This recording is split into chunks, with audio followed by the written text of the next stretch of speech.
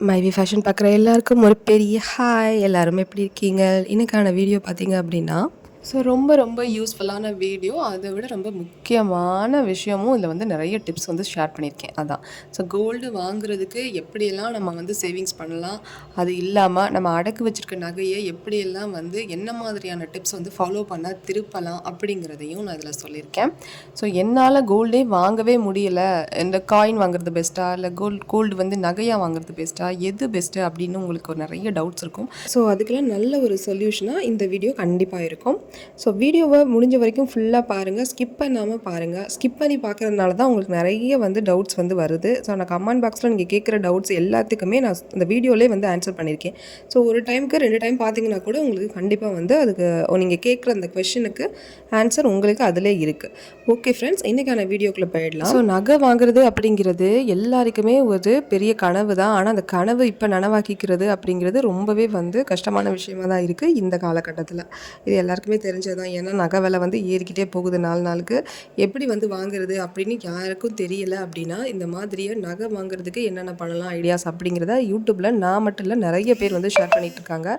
இந்த வீடியோஸில் உங்களுக்கு எந்த வீடியோ வந்து உங்களுக்கு யூஸ்ஃபுல்லாக இருந்தாலும் ஓகே, உங்களுக்கு எந்த டிப்பை வந்து ஃபாலோ பண்ண முடியுதோ அந்த டிப்பை வந்து நீங்கள் உங்கள் வாழ்க்கைக்கு ஏற்ற மாதிரி எது ஓகேவாக இருக்குமோ அதை வந்து ஃபாலோ பண்ணிக்கோங்க.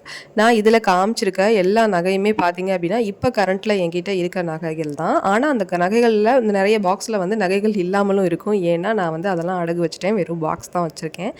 பாக்ஸில் இருக்கிற நகைகளை உங்கள் கூட நான் ஷேர் பண்ணியிருக்கேன். இதில் காமிச்சிருக்க நகைகள் பார்த்தீங்க அப்படின்னா அதோட வெயிட்டையுமே நான் சொல்லிடுறேன். ஏன்னா நிறைய பேர் கமெண்ட் பாக்ஸில் வந்துட்டு இதோட வெயிட் என்ன, இது எப்படி இவ்வளோ இதில் வாங்கிடலாமா அப்படிங்கிற மாதிரிலாம் கேட்குறீங்க. அந்த மாதிரி சிஸ்டருக்குலாம் நான் வந்து இந்த இதில் வெயிட் அதையும் சொல்லிடுறேன். இது பார்த்தீங்க அப்படின்னா ஒரு க்யூட்டான ரிங் தான். இது வந்து ஒரு ஒயிட் மெட்டல், அதாவது ஒயிட் கோல்டு சேர்ந்துருக்க ஒரு ரிங்கு. அதுவுமே உங்களுக்கு 916 தான். அது வந்து நீங்கள் வந்து அந்த மெட்டல் ஒயிட் மெட்டல் இருக்கிறனால ஒயிட் கோல்டு இருக்கிறனால உங்களுக்கு வந்து அது வந்து ப்ரைஸ்லாம் எதுவும் லெஸ் பண்ண மாட்டாங்க. 916 ஃபுல்லி சேர்ந்து தான் வரும். இது ஒரு 1.5 கிராம் வந்து ரிங்கு.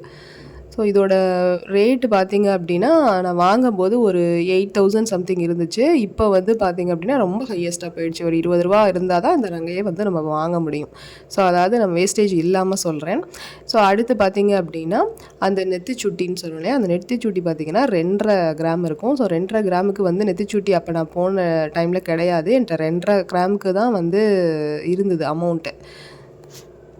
அதனால் நான் என்ன பண்ணிட்டேன் அப்படின்னா அந்த 2.5 கிராமுக்கு அப்போவே வந்துட்டு செய்ய சொல்லிட்டேன். நான் செய்ய சொல்லி இது வந்து எனக்கு அந்த அளவில் தான் வேணும் அப்படின்னு சொல்லி, இதுக்கு மேலே எனக்கு அமௌண்ட் இல்லை என்கிட்ட அப்படிங்கிறனால நான் வந்து செய்ய சொல்லி அதை செஞ்சுருந்தேன். நான் அந்த நெத்திச்சுட்டி செய்யும்போது அது வந்து ரொம்ப இயர்ஸ்க்கு முன்னாடி செஞ்சிருந்தது. அந்த நெத்திச்சுட்டி செய்யும்போது நான் கொடுத்த அமௌண்ட்டு பார்த்தீங்க அப்படின்னா வெறும் 11,700 தான். இப்போ இந்த 2.5 கிராம் இப்போ 11,700க்கு வாங்க முடியுமான்னு நினச்சி பார்க்க கூட முடியலை.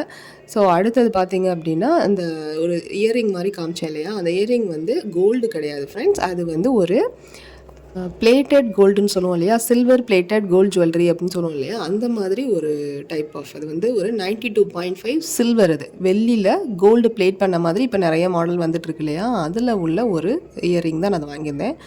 இது வாங்கும்போது நான் எவ்வளோக்கு வாங்கியிருந்தேன் அப்படின்னா வெறும் 1500க்கு தான் வாங்கியிருந்தேன். அது பார்க்கையில் கோல்டுன்னு கேட்காதவங்க இல்லை, ஏன்னா ஃபுல்லாகவே அது கோல்டு மாதிரியே தான் இருக்கும். அது வாங்கி எனக்கு 2 இயர்ஸ் ஆகிடுச்சு. எந்த ஒரு சேஞ்சஸுமே இல்லை. ஏன்னா நான் போட்டுட்டு அப்படியே அதே மாதிரி திருப்பி பாக்ஸ் பண்ணி வச்சுருவேன்.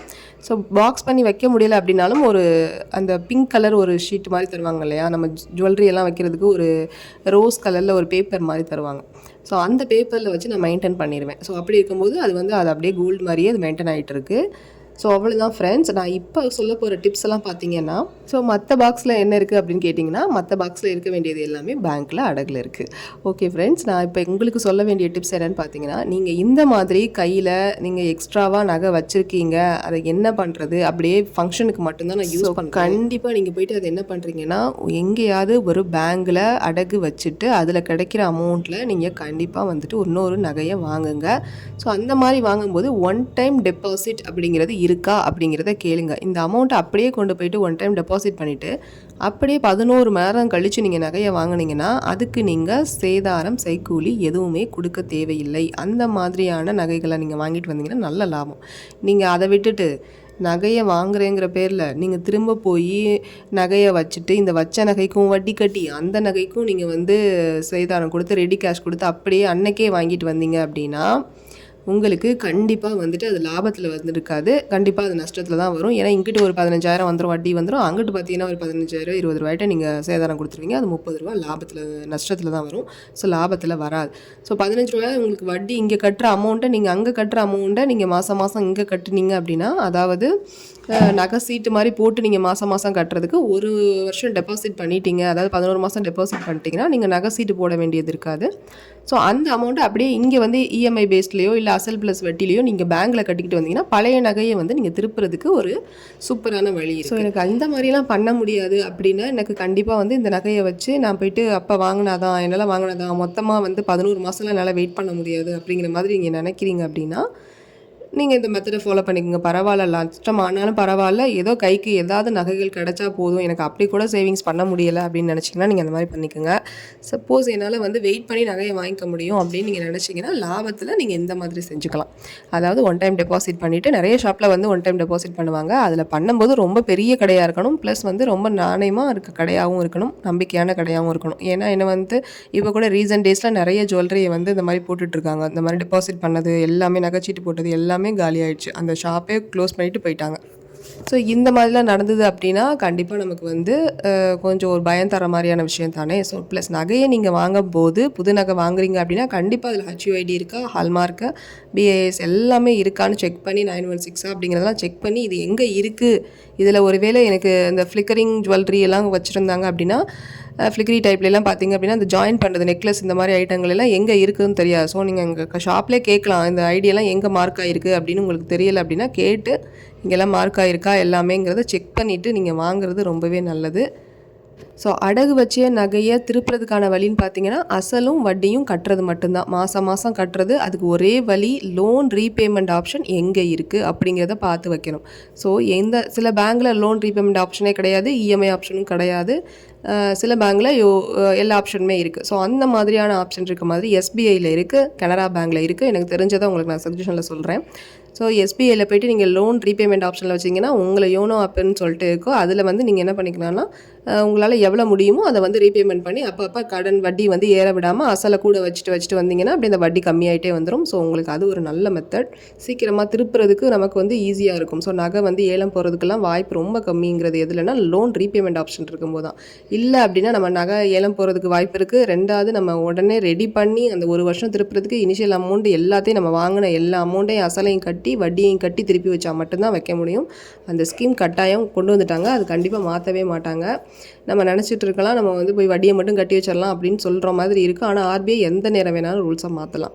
ஸோ இதுக்கு நம்ம தயாராக இருக்கணும். ஸோ அதனால் அடகு வைக்கிற நகையை சேவ் பண்ணணும் அப்படின்னா இந்த விஷயங்களெல்லாம் கண்டிப்பாக நீங்கள் தெரிஞ்சுருக்கணும். ஸோ அடுத்த முக்கியமான விஷயம் சொல்ல போகிறேன். இந்த பாயிண்ட்டை நல்லா நோட் பண்ணிக்கோங்க. நான் அசலும் கட்டலை வட்டியும் கட்டலை, எனக்கு நகை வேணும். ஸோ இது உண்மையாங்கிற மாதிரியே நிறைய பேருக்கு டவுட் இருக்குது. ஏன் வந்து கமெண்ட்டில் வந்துட்டு இது உண்மையே கிடையாது அப்படின்னு சொல்கிறீங்கன்னு எனக்கு தெரியல. ஆனால் இது உண்மை தான். அது எப்போ அப்படின்னா நகையோட ரேட் வந்து ஏறும்போது இது வந்து கண்டிப்பாக வந்து சாத்தியம் ஆகும் அப்படின்னு சொல்லலாம். அதாவது அசலும் வட்டியும் கட்டாமல் நம்ம வந்துட்டு நகையை திருப்பலாம் அப்படின்ற மாதிரி. அதை விட முக்கியம் என்னென்னா நீங்கள் போய்ட்டு ஒரு நகையாக ஒரே டாலர் செயினாக வச்சுருந்தீங்கன்னா உங்களுக்கு செப்பரேட் பண்ணி பிரிச்செல்லாம் தரமாட்டாங்க. நகையோட விலை ஏறிடுச்சுன்னா ஒரு டாலர் செயின் வைக்கிற இடத்துல அதே இப்போ 2 பவுனுக்கு டாலர் செயின் வச்சுருக்கீங்க ஒரு பேங்க்கில் அப்படின்னா இன்னொரு பேங்க்கில் அதே 2 பவுனில் நீங்கள் தோடு வளையல் இது மாதிரியான விஷயங்கள் ஒரு 3 ப்ராடக்ட் வந்து ஒன்றா வச்சுருக்கீங்கன்னு வச்சுக்கோங்களேன். இப்போ இந்த 2 பவுன் இங்கேயும் வச்சுருப்பீங்க, இந்த 2 பவுன் இங்கேயும் வச்சுருப்பீங்க, இந்த பேங்க்லேயும் வச்சுருப்பீங்க. அதுலேயும் ஒரு 2 லட்ச ரூபா வாங்கியிருப்பீங்க, இதுலேயும் 2 லட்ச ரூபா வாங்கியிருப்பீங்க. ஆனால் இன்னைய ரேட்டு பார்த்தீங்க அப்படின்னா 2 லட்ச ரூபா 2 பேங்க்லேயுமே வந்து அமௌண்ட் வந்து அதிகமாக கொடுக்க ஆரம்பிச்சிருவாங்க கிராமுக்கு. ஸோ அப்போ உங்களால் இந்த 3 டைப்பாக வச்சிங்க பார்த்தீங்களா, 3 ப்ராடக்டாக வச்சிங்க பார்த்தீங்களா, அதுலேருந்து ஒரு பொருளை கண்டிப்பாக வந்து நம்ம எடுத்துகிட்டு வர முடியும்.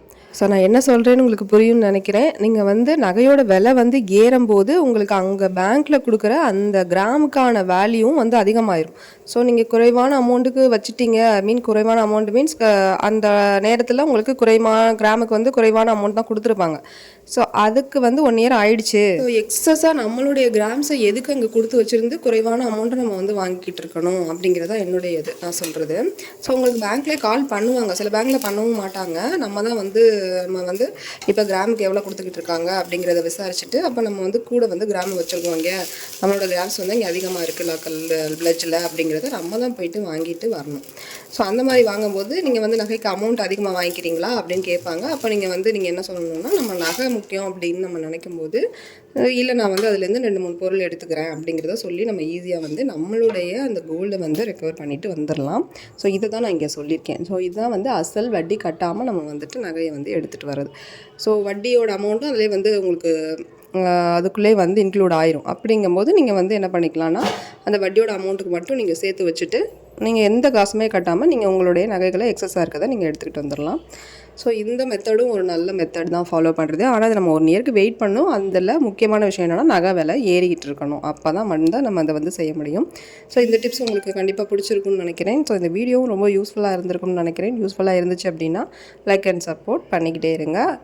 இதுலேயும் உங்களுக்கு எதுவும் டவுட்ஸ் இருக்குது அப்படின்னா கண்டிப்பாக கமெண்ட் செக்ஷனில் கேளுங்க. நான் முடிஞ்ச அளவுக்கு ரிப்ளை பண்ணுறேன். பாய், டேக் கேர்.